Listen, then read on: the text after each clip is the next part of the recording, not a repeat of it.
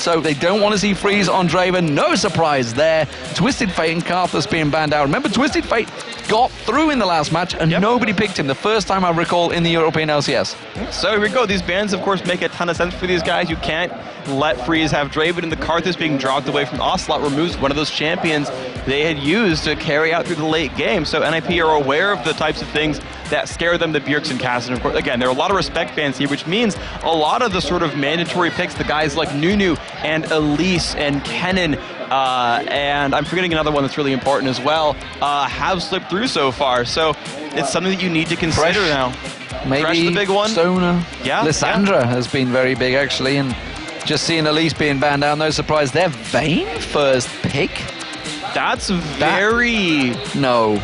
It's a possibility because it's a champion that Freeze would be happy to play, and they want to make sure they get one of those endgame carries, make sure that one doesn't get stolen out. Interesting. I'm thinking of other carry mages, and I feel like denying a Rise. Like, I don't remember Ocelot playing it a lot, but if you're a professional mid laner, you've got to know how to play Rise, and that's kind of the only other super hardcore AP carry I can think of right now, and it's something that's, you've got Bjergsen and Extinkt in your team. Well, I mean, that was a clear plan from SK, because that was instantly put in and locked off. They knew from the picks and bans that was what they were having. Leaves a lot of things open for NiP, which is why NiP seem a little bit dazed and confused after that. They're like, well, what? Well, you can see a Varus and maybe even a Thresh like this come through here. They're good bully lanes for Vayne. It's hard to thrive in a lane that outranges you and pokes very hard, so I wouldn't be surprised to see like Sona come out if they have to 2v2 that one. However, if SK can hide their Vayne into a 2v1, then she'll get to scale for free, and then NiP could say, okay, well, can we outpush you? Can we kill your turret really fast? And that could be really powerful as well. Well, Pusher was in the last game, so they're not going to outdo him. They can't push played you well this as game. well. He's on Fnatic. Well, of course, it is Orianna. That means Bjergsen will be on seemingly his main champion these days. And Orianna is so powerful for them. It actually is a champion that can help lock up the Vayne in general, and he's been able to win his lane with Orianna a number of times in a row. I remember him 1v1ing Krillin Lord with Ahri this weekend and crushing him in minion score. But SK, though, with those picks coming through early on, and of course that was a champion that NiP could also have denied from Ocelot. He's a big Orianna player. They give up Nunu and blood boiling a Vayne. You don't necessarily even need a mage to carry. You just need a blood boiled Vayne, and you could have enough damage. So SK could potentially play Protect the CandyPanda, and it'll work out. Yeah, and that's probably going to be hyrqBot in the jungle with Nunu. Long gone are the days of support Nunu. It does mean Nami could be selected, and this opens up a world of opportunity and puns, I believe. There is. Well, right now it's not going to be here just yet. So almost. It's the Lissandra, and Kevin has played Lissandra once, so it's not a guaranteed pick right here. Lissandra versus Orianna, I feel like Bjergsen would win that heads up, so we'll see if that ends up being the real matchup here. But it gives the team hard engage. It's not a hard carry, though, so we'll see if it's a different form here. But it does give them the ability to dive turrets if SK gets ahead. They can start fights under turrets. Ocelot can take some early turret aggro, then self-cast R, and then and swap aggro. You say Ocelot, but Kevin's played Lissandra as well. Or Kevin, right. Yeah. Right. So this is actually still keeping options open for SK, keeping NiP guessing which way this is going. Looks like Caitlyn's the fallback for Freeze, so you're going to have to go with that one, which honestly he didn't play it.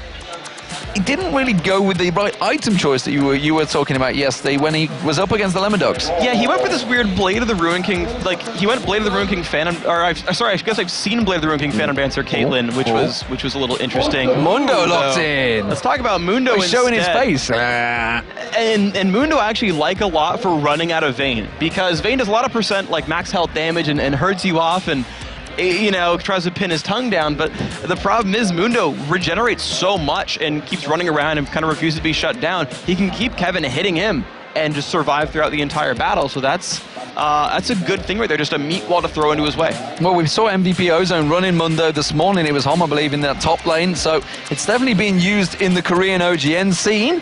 So maybe the European scene are looking towards it. We did see it last week, I believe, in the top lane. I'm trying to think who played it.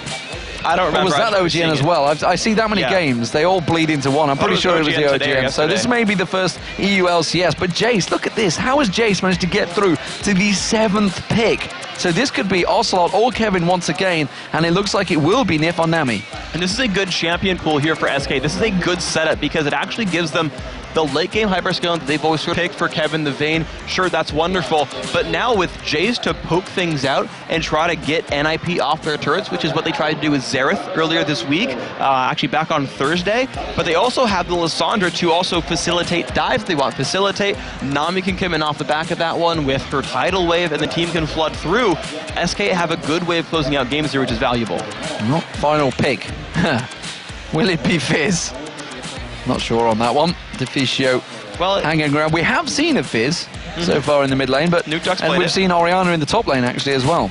It's true. So the thing is, there's nothing he's really going to assassinate all that well. I feel like he wouldn't have the best matchup against any of these guys. So there we go. It's going to be the Diana, and Diana works really well as a ball delivery champion. It's a champion that Extinkt would know, being a former mid laner. It's one of the champions you've got to know as a mid laner, especially throughout the end of Season 2.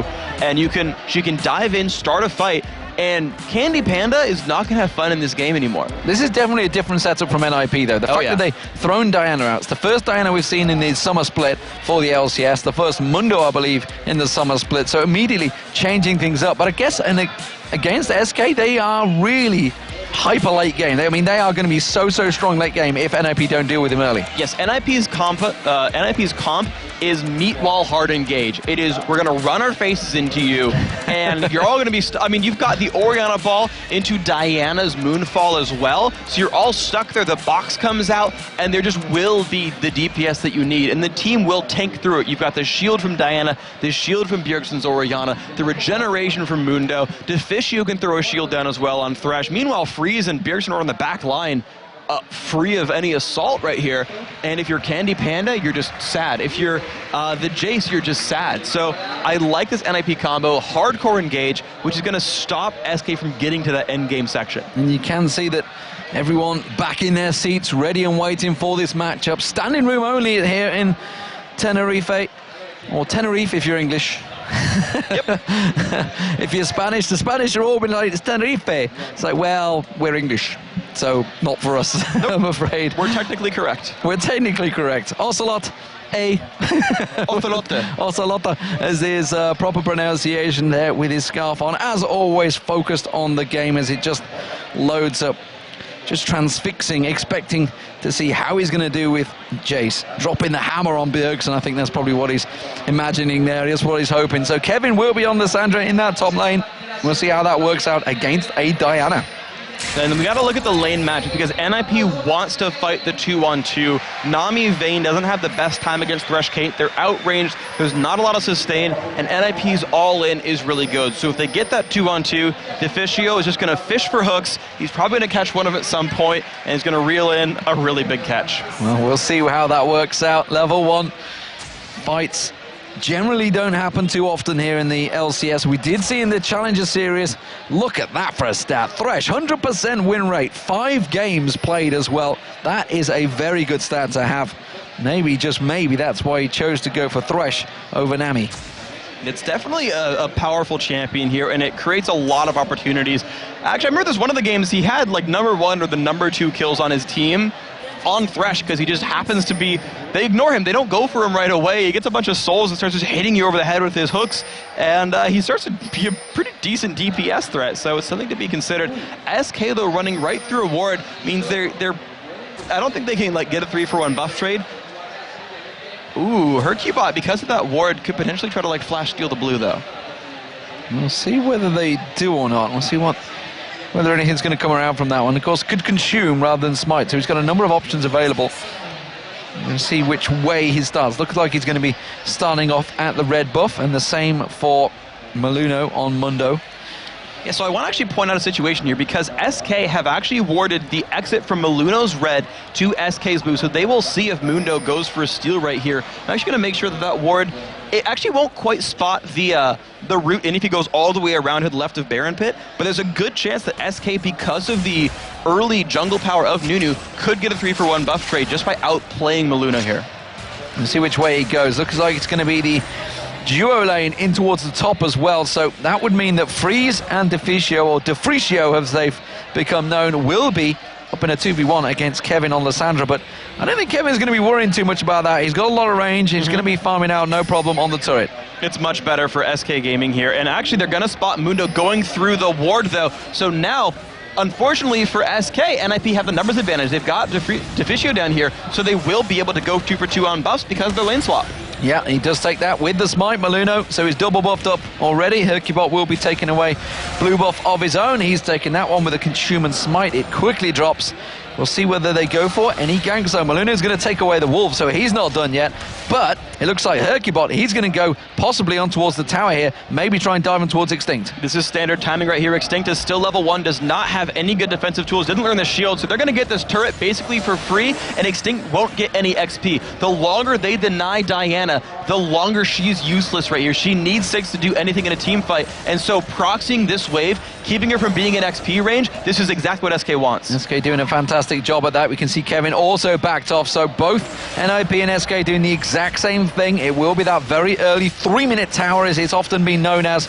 And, well, SK may just actually hold it longer. No, they're going to have to take it down because NiP have already taken this one. That's a very, very smart move. However, there's a little bit of greed coming in here from the Diana. Extinkt's trying to get a little bit into XP range.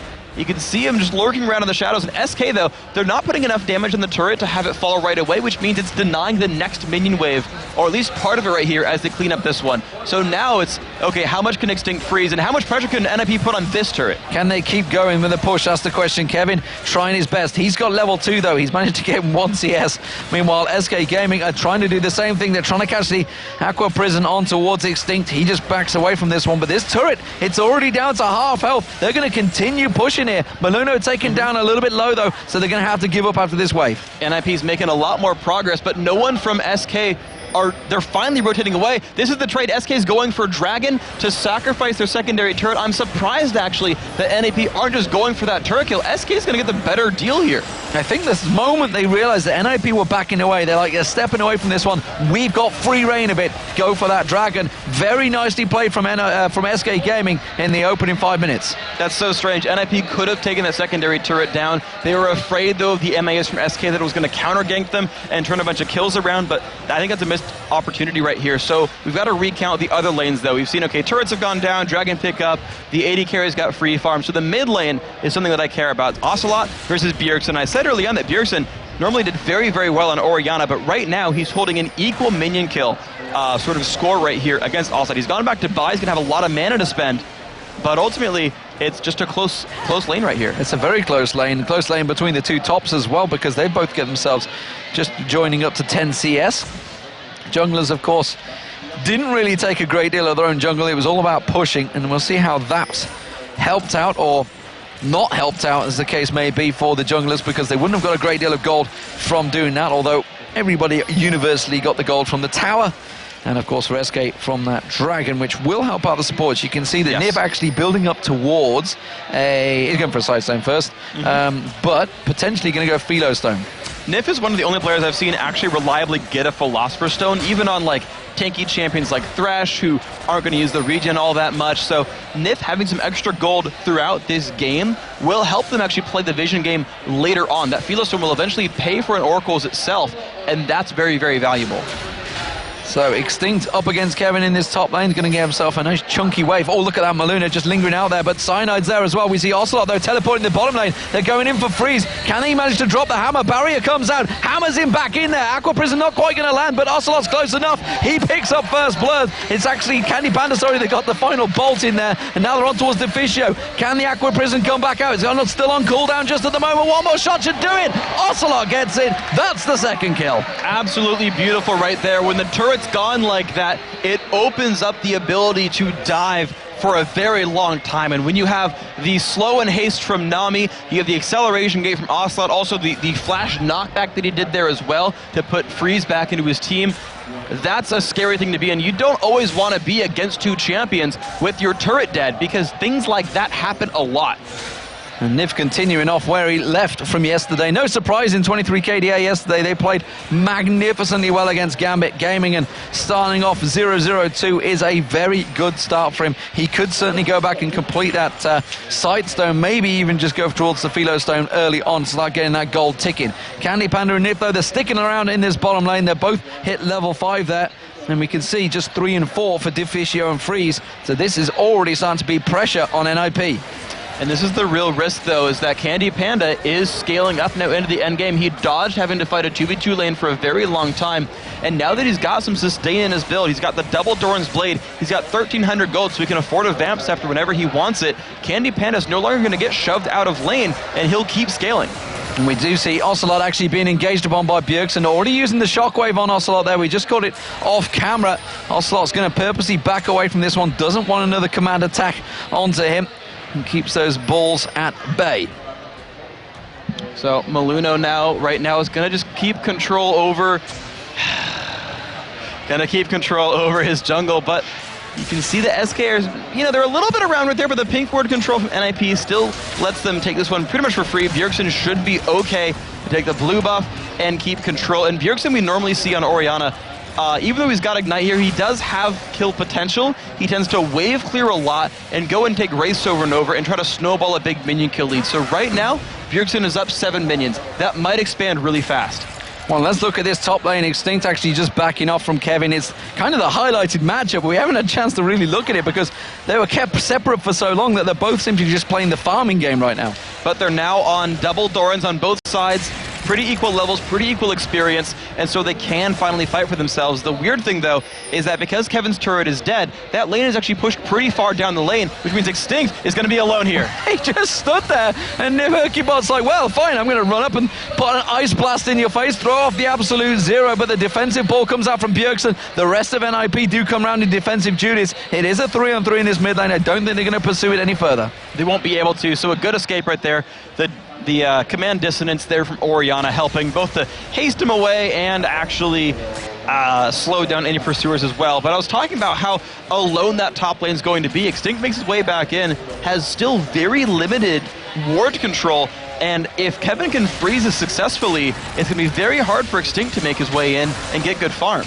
Well, there is a CS advantage built up for Freeze because he did wipe out that wave and clear it, shove it back on. CandyPanda, of course, will buffer that straight back up because you can see him just down that bottom. So that gap in the CS will close itself in just a few moments. And honestly, that's actually good news for CandyPanda. You talked about how he's effectively not had to deal with that 2v1 lane. He's kept himself in there so often. So many games we see a Vayne just become the ultimate killing machine towards the end. It's a real possibility for this to happen because he's got a team that can set him up for success. The blood boil, the crowd control available from his support and his top laner here, it gives a lot of options. You can see when CandyPanda's on Vayne, he's a 15 KDA. 3/4 of the games he plays Vayne, he wins. And honestly, that is both SK reliably finding an endgame composition and CandyPanda being so proficient at running around in team fights, dodging skill shots, and just excelling. And it's something we're likely to see in this game as well.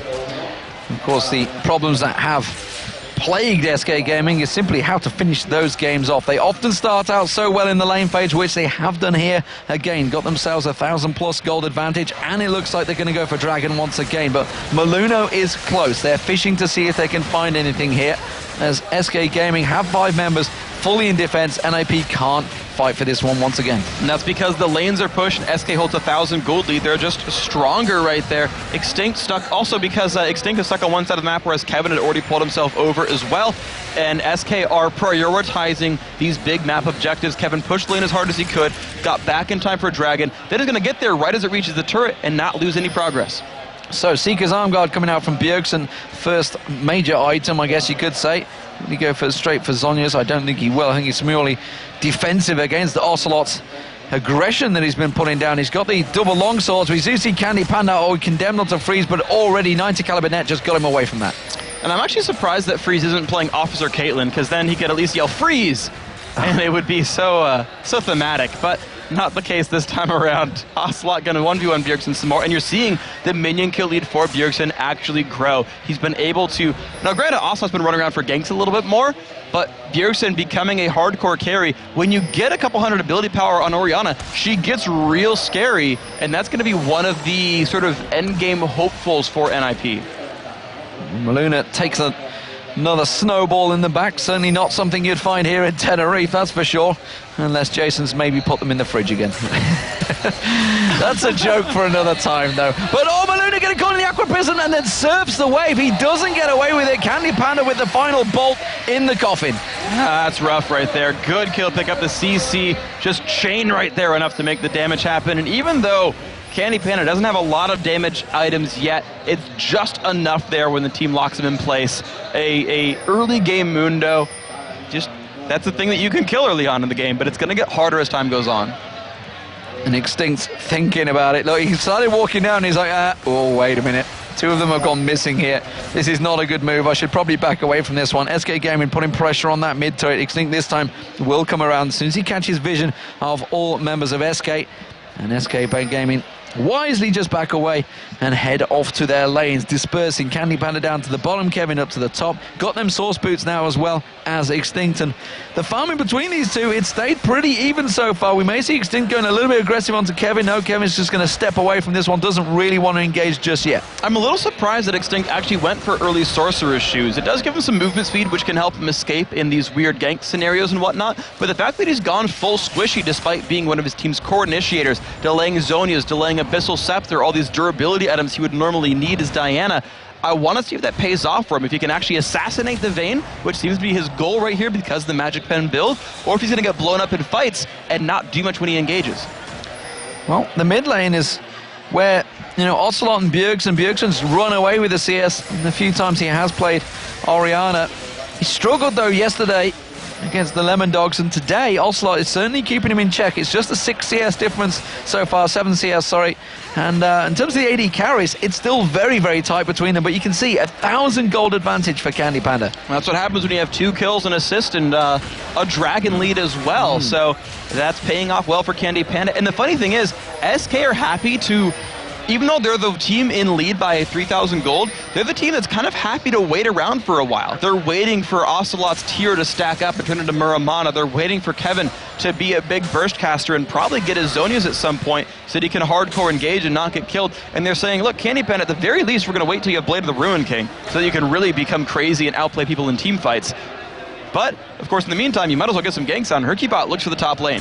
Well, hyrqBot's looking for the top lane. Kevin's trying to bait him in there. Wasn't really working out. Maybe he's going to go aggressive. Malunoo's just coming in from the side. Absolute Zero is going to get dropped off there. Extinkt gets frozen up. Is it going to be enough? The Ignite should take him down. Yes, it does. Now they're onto Malunoo. Teleport comes in. Ocelote joins the party. Is it going to be enough? They've got minions there. We do see Bjergsen trying to make his way up through there. They have got vision coverage just past the ward in the Triber, so they know that Bjergsen's going to be off the side. It's going to be the turret, surely, for SK Gaming. It's very likely there. And what you saw was the risk of not running Mercury Treads against a team that likes to crowd control you for a living. Chain slowed, locked in place, stunned afterwards, couldn't get away from it. That's rough for Extinkt. He's picking up a Negatron Cloak now, and NiP? No, they're not going to get this. They're not going to get this, but look at this in the mid lane. CandyPanda's got himself a wave, and he's got free time to just burn down that turret, and he's going to put a lot of damage on there before anyone gets close. Freeze is the nearest member. He's going to come down, but I think CandyPanda's taking it.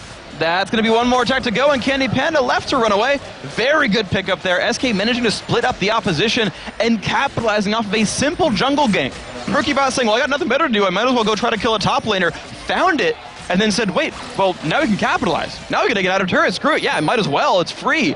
And that's so good for SK to make those adaptations. They don't need to make this much pressure, but when the options are there, they're happy to take it. Absolutely piling on the early pressure. 4.8 thousand gold lead now over NiP early on. That's a big, big chunk of change just coming into 16 minutes. We're going to see CandyPanda wiping out that bottom wave as well. He's got that Blade of the Ruin King complete, so he's just getting all the free farm he can handle right now. He's keeping up with Freeze in terms of farming, keeping up with a Caitlyn. That is not good news for Freeze. And especially when you consider it's actually a 1,400 gold lead, not just a equal minion score, because his team is excelling so much. So you're gonna have the break point of the first big item already done here for CandyPanda. He's already got Blade of the Ruin King, has got enough money for Xurkies or most of his Zeal, or sorry, a completed Zeal if he wanted to. Whereas Freeze is sitting on like, well, I got a BF sword and 300 gold. So I'll see you in 2K when I've got my Infinity Edge. See you in a while. Crocodile, but it's not working out for him. You can see, actually, Kevin nearly got that Zhonya's Hourglass completed as well. Oh, Freeze using the barrier there. He thought he was going to get more aggression from CandyPanda. Instead, all he simply did was condemn him on the wall and back away from that one. So barrier almost wasted. And now NiP are tired of losing. They're grouping up to contest this dragon. They knew the timer. They're waiting around. You can see the ball being used for some extra map vision right there. But the poke is here from SK. CandyPanda is being safe enough to not get caught. If SK plays this right, they should still keep dragon control, even though NiP doesn't want to give it up. Bjergsen's going to have to land himself a good shock blast, but he gets caught out by the wave. Aqua Prison comes back in there. Shock blast, the shock wave does come in, but Ocelot's about to drop the hammer on Bjergsen. There it is, the final shock blast in the back. Now we're going to see the bolts landing on towards the backside of Malunoo. He's forced to back away, and you can see, and CandyPanda really wants to find blood. Freeze forced to back away, and SK Gaming in full control now, taking another dragon. That was safety in numbers for SK Gaming. They actually stayed grouped up, whereas NiP was kind of spread around somewhere in the lane, somewhere near blue buff. Poor Bjergsen was off on the left-hand side alone.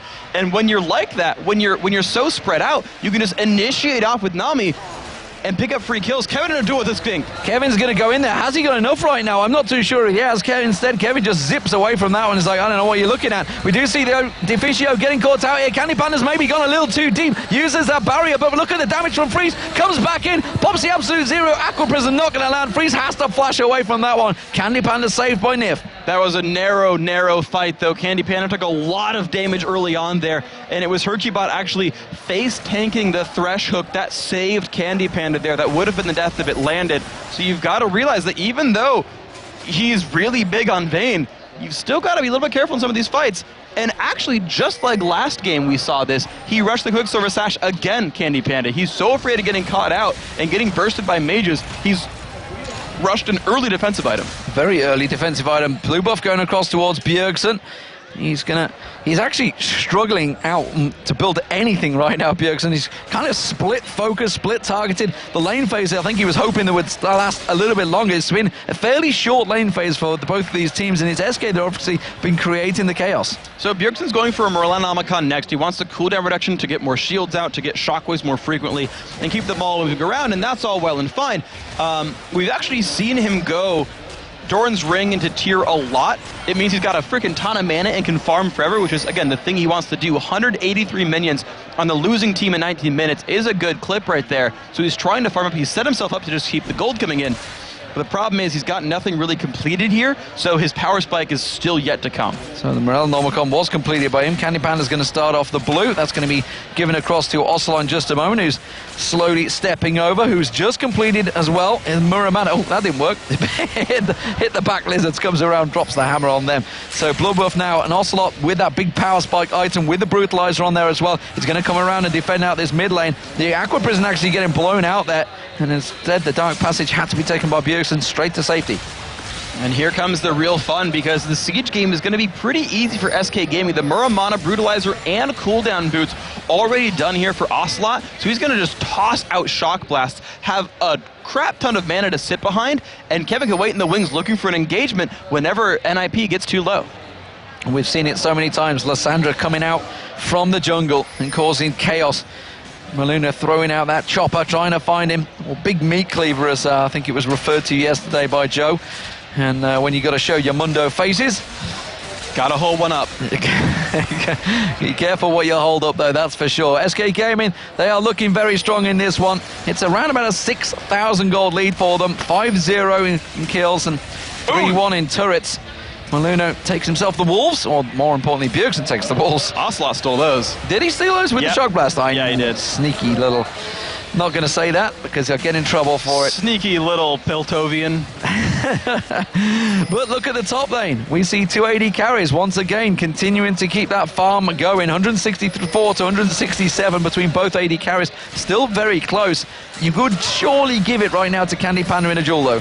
It's very, very likely. Vayne is one of the best champions for dueling a champion, or especially dueling an AD carry, especially Caitlyn, who has very few clutch tools against someone who chases that well. Only Draven really stands a chance here, and so Candy's going to have a very good time. If he ever gets into a duel, I guess honestly almost any of them, he'll probably win that fight. And it seems to be working well. SK Gaming have taken advantage of that wave that he's pushed there, looking to maybe push on towards it. They've got a wave pushed in this mid lane as well with Kevin, Ocelot and Nyph and hyrqBot, here.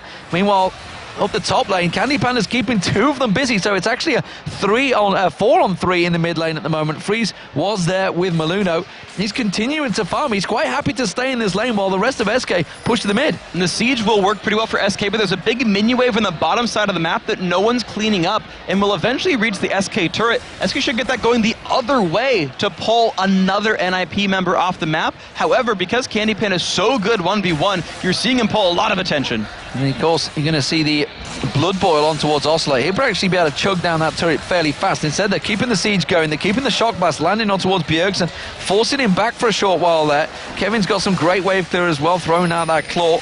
So he's having no problems keeping the siege going. hyrqBot goes up. He's going about ready to put the blood boil on CandyPanda. They've tried to bait this one out. They're going to go towards Extinkt. They do manage to get the 3 prongs on towards him. Those silver bolts firing off, but CandyPanda's forced to back away with that. Has to use the condemn on Extinkt there. And now Freeze tries to go aggressive. Ace in the hole is going to be available. No mana. No mana, indeed. And you see the teleport from ocelote just simply playing defensively. And I think SK Gaming may well have to back away from this one. There's good lifesteal for CandyPanda, so they may stick around.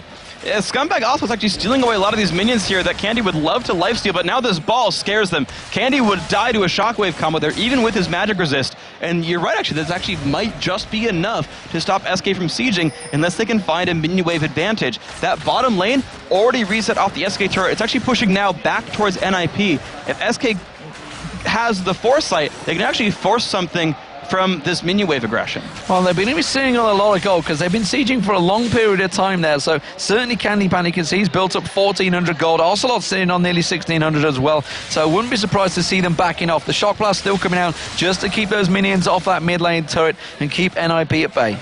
So, okay, a couple of them gotten back, a couple of them still have not right there. 1,700 gold on Ocelote, who is sitting there in the mid lane. 1,400 here on CandyPanda, who's also waiting around. These guys could complete important items right here. It's very close to last whisper for Ocelote. Zeal is already available if he needs it for CandyPanda. These are important power spikes. However, they're waiting around because even without buying, they're more powerful. Blue buff is up, Dragon is up, and these are things that SK cannot leave open to NiP. They need to hold on to these, take them away to snowball the game even more forward. And that's exactly what they're doing. They steal away the blue, they're stealing away the dragon, keeping that gold sliding in their direction. And you can see now it's up to 7,000 gold. Big advantage build up for SK Gaming. They did the same thing to Gambit. They closed out that game. They are looking to do the same towards NiP, who have been on a charge the last few weeks. But here in Tenerife, it is not going well for them. They lost the Ninjas in Pyjamas, to Lemon Dogs yesterday.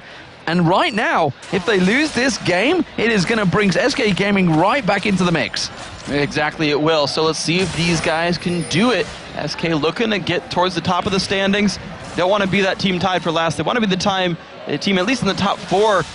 They can have it by the end of this week or next. You heard Peke say in the interview afterwards, he's saying, I think it's just going to be like 1 or 2 games between all of the teams to come the end of the season that's going to decide who wins, who loses. And that's why he's saying every single win, no matter where it is, who it's against, is so important right now. It's a very real possibility. And you can see SK, even though they were down and out for quite a while there, and NiP had such a good charge, as you mentioned, they're still holding on, and they're kind of finding their identity a little bit more. They're finding what they needed to do all along and pushing their games forward here. So SK grabbing up their buffs, getting ready to sort of make their next move here. This was always the issue for these guys, was what do we do when the outer turrets are down and no one fights us at Dragon? We get a 7,000 gold lead because we're up 2 turrets and we're up some farm and we're up Dragons, but now what? We can't risk Baron in a 5v5. We're not that far ahead. You guys aren't stopping us when we steal your blue buff. We're getting some gold, but this has always been the difficult part for SK. We'll see if the Jace Siege and the Lissandra Initiate is enough, or if they have to keep laning and just waiting until they're too big to fall. Well, they're doing exactly as they did in the top lane. Oh, Malunoo going aggressive on towards Nyph there, forcing the flash out from him actually. hyrqBot is going to get aggressed on. He gets pulled in the Shock Blast and the, I can remember Sunfire, I can never remember the damn name of it. Malunoo though, he's going to get turned around and Kevin just blocks him off. And again, a lot of ultimates used there by Ninjas in Pyjamas to try and catch on towards SK Gaming. They were desperate to get a kill.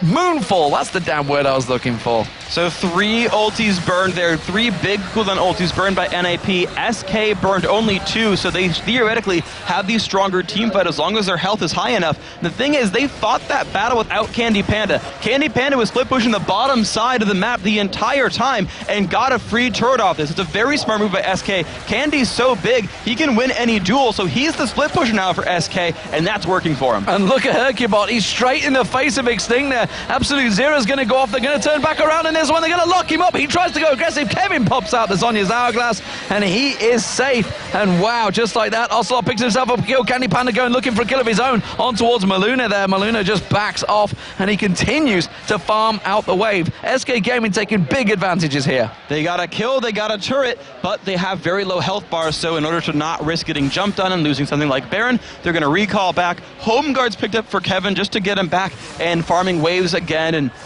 back into the mix more quickly, and that's absolutely fine for them. They can spend that 500 gold and just get themselves into the mix some more. So the siege still continuing, the split push still happening here for CandyPanda. As long as he has ward coverage, and he does, if you check out that jungle to his left, he's going to be safe here.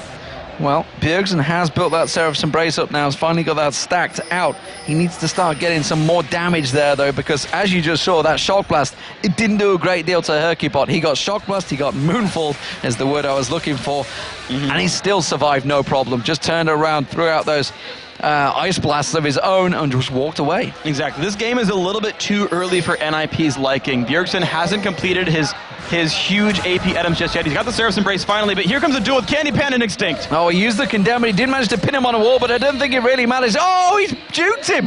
He juked him! CandyPanda's like, son of a... Oh, he's got away.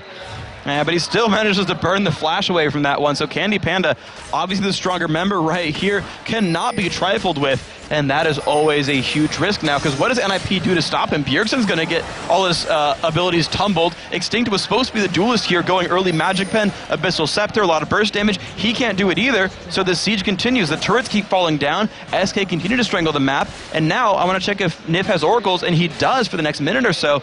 They've blacked out vision around Baron. They could bait around that as well. You know what it seems to me? SK Gaming have looked at what Fnatic have been doing and said, okay, we're going to do that. They've beaten Fnatic the last 2 games with essentially what's been working for SK Gaming, and they seem to be doing it nicely. Their split push is working, the 4-man drive up that mid lane, they're keeping the objectives flowing, and now they're at 5 wanted turrets, both outer and inner turrets going down. This middle one is not long left in the world either, that's pretty much gone as well.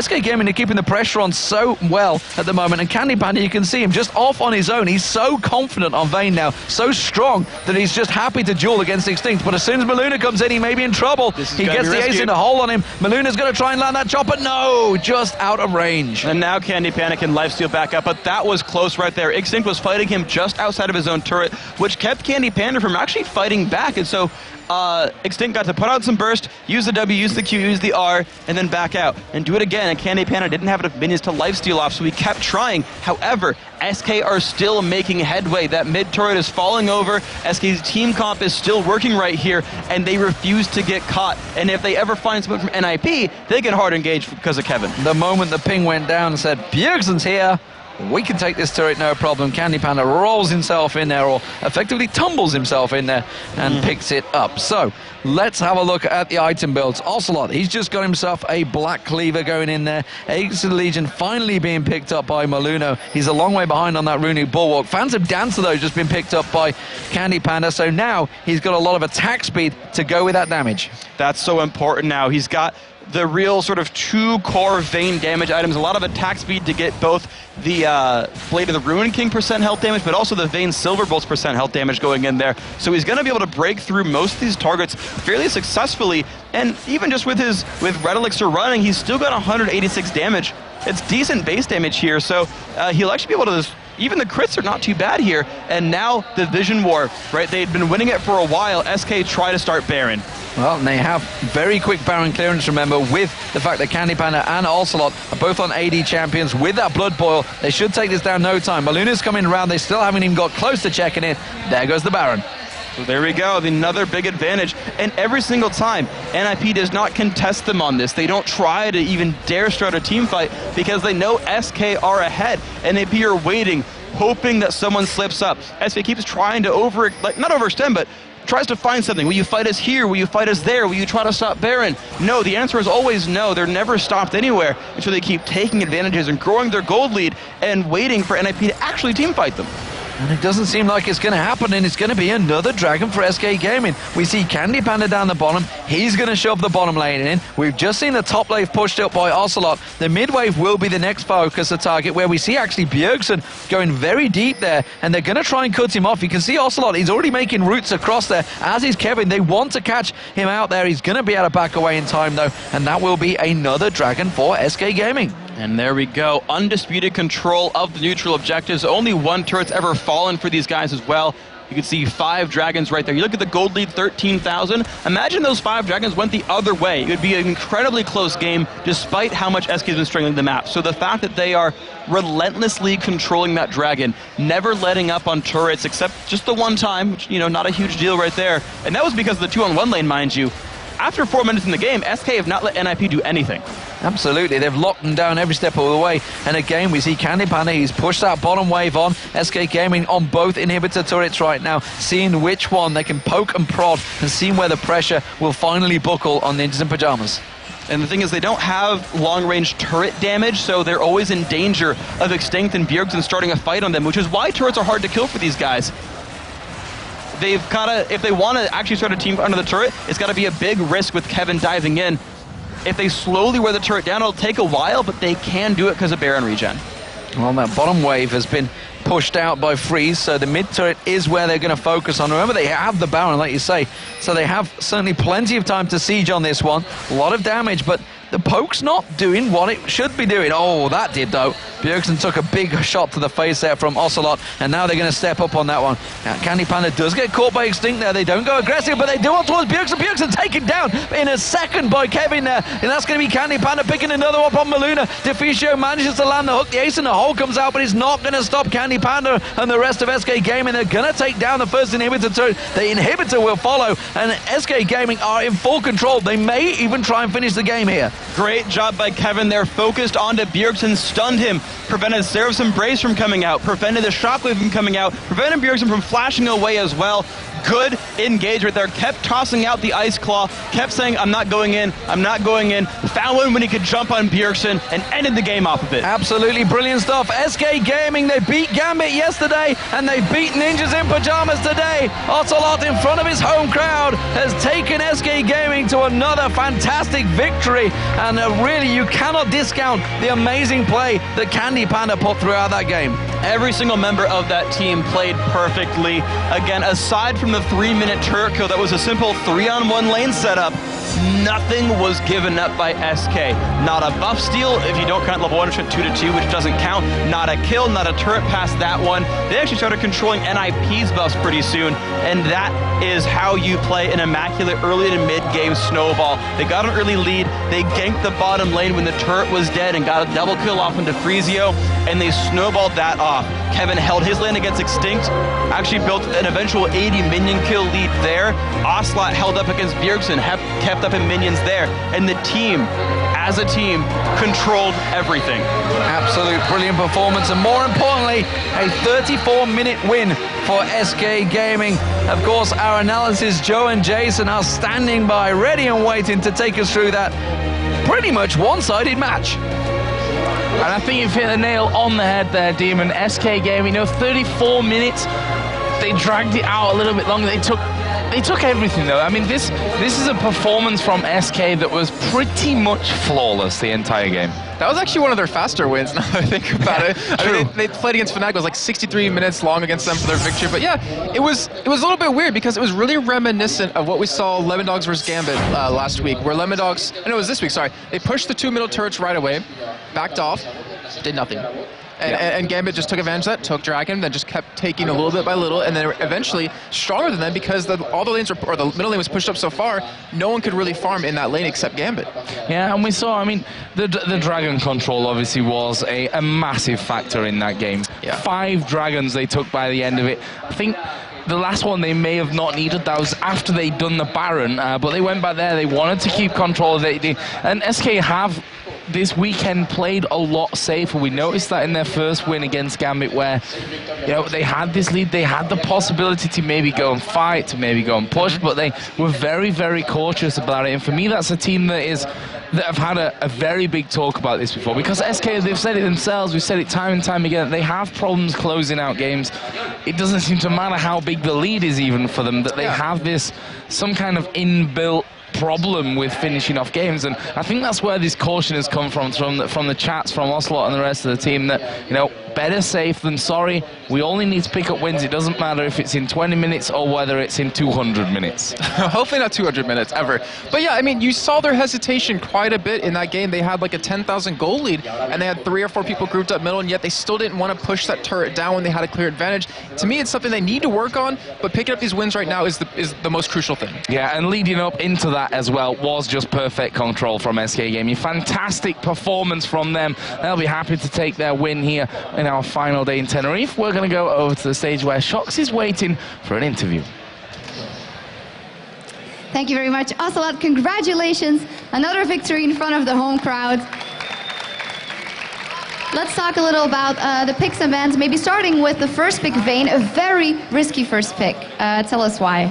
Bueno, antes que nada felicitarte por otra victoria más aquí en España, en tu casa. El tema de picks, esa Vayne que podría haber sido un poquito, digamos, arriesgada. Háblanos de ese primer pick. Well, CandyPanda, as everybody knows, along Nyph, that botting is crazily good, And Vayne is a hero that requires a lot of mechanical skills, and CandyPanda has them. So why not just first pick it, So I totally have all my trust in my players, and especially CandyPanda, And his Vayne is just sick, as you saw. Every single game he plays Vayne, he's so dangerous. Ahora en español. Pues, no, tranquilos. Entonces, vamos a ver. Ayer estuve hablando con CandyPanda y tal. Esto no lo he dicho en inglés, pero bueno. Ayer estuve hablando con CandyPanda y tal, y le dije, ¿y por qué no piques a Vayne mucho antes? Tienen la habilidad mecánica para usarla perfecto. Y dice, pues sí, no mala idea. Y eso hemos hecho hoy y ha ido perfecto. Todo el mundo en el equipo sabe que CandyPanda tiene una habilidad mecánica impresionante. Y ¿por qué no piquear Vayne, que depende de eso, como primer pick? Lo hace perfecto, ¿por qué no? And secondly, it must feel good that they banned out your Karthus after you did really well with them yesterday. So you played Jace, a champion we don't see you on often. So how did that lane matchup go? Bueno, tienes que sentirte orgulloso por el hecho de que te han baneado a Karthus cuando el anterior día lo había jugado perfecto y, vamos, ha sido así. Ahora has piqueado Jace, un campeón que, bueno, no te hemos visto tanto con él. De hecho, yo personalmente diría que nunca la LCS. Háblanos un poquito de ese pick. When I saw the Karthus ban, I smiled a bit, and on the other hand, I said, "Oh shit," I know I shouldn't say that. But, when I see the Karthus ban, I mean that's the last thing I expect. Everybody knows that my Karthus, I mean, it's just from the past. It was really, really bad.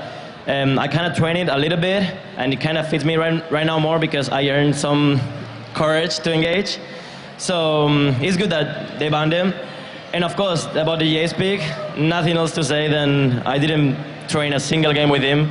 This was the first game in like ages I played with him, so it wasn't too bad, I guess. So I don't know. And now in Spanish, sobre Karthus, me parece un poco, bueno, sonreí un poco cuando lo banearon, porque es un héroe que nunca se me ha dado bien, y pasa que pues, ayer por lo que sea lo jugué bastante bien, con 3 o 4 partidas que las jugué en casa, y nada, pues muy feliz de que lo baneen, pero cuando lo banearon sí que dije un poco, cago en la leche, a ver qué hago ahora, porque luego picaron a Oriana y dije, madre mía, me han quitado todos los héroes. Pero luego pillé a Jace, parece ser que lo juego bien, que me he dado cuenta hoy, vaya. Now, Ose, después de 3 días de LCS, cuéntanos sobre tu experiencias en España. Should I go already with English? I mean, English and Spanish? You can do both or just Spanish, you can choose. Okay. Well, this is the last game we're going to play right here in Tenerife. All of my team along me, like, we are so happy playing here. This people is really awesome. And yeah, honestly, I'm so proud of being Spanish right now, And of course, every single time we get a kill or something, you guys go crazy. I know there's a lot of SK Army and OZ Army, I know that, YOLO. And And I'm honestly really happy. I hope LCS comes back to Spain, which I think it will eventually will, because you guys are awesome and everything was perfect. So nothing else to add. And now in Spanish, yo creo que todos me habéis entendido que somos la leche y que sigues así todos. ¿Qué más? Pues para mí es el apoyo que nos dais a SK y a mí con los Ocelote War Army, que es que de verdad me parece, vamos, no tengo palabras, de verdad. Sois los putos amos. Muchas gracias, Carlos. Now there is still time to send us your answers to today's Twitter question. What champion do you expect to see banned the most in the coming weeks and while? We'll be reading our favorite tweets later on in the show, so hit us up at LOL Esports, #LCS. Aún hay tiempo para poder enviarnos vuestras respuestas a nuestra pregunta de Twitter de hoy. ¿Qué campeón esperas que sea el más baneado de todos en las próximas semanas y por qué? Leeremos nuestras 5 respuestas favoritas más tarde en el show. Así que recuerda escribirnos a LOL Esports utilizando el #LCS. Now we have to take a short break, but when we come back...